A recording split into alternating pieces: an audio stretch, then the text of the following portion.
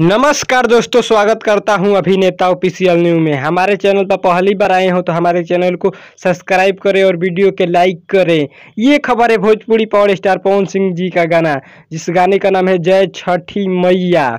इस गाने को गाए हैं पवन सिंह और सोनू निगम और खुशबू जैन। जी हाँ दोस्तों, पवन सिंह और सोनू निगम और खुशबू जैन इस गाने को गाए हैं। इस गाने को लिखे हैं अरुण बिहारी और म्यूजिक दिए हैं छोटे बाबा बसी। अभी तक इस वीडियो गाने को आप लोग नहीं देखे हैं तो जाकर कृपया देख सकते हैं I believe music YouTube channel पर। जी हाँ दोस्तों, I believe music YouTube channel पर आज ही सुबह 6:45 पर इस गाने को रिलीज किया गया है। अगर ये खबर पवन सिंह की अच्छी लगी हो तो हमारे चैनल को सब्सक्राइब करें और वीडियो के लाइक करें और साथ ही कमेंट करें कि वीडियो कैसी लगी। मिलते हैं नेक्स्ट वीडियो में किसी बवाल खबर के साथ।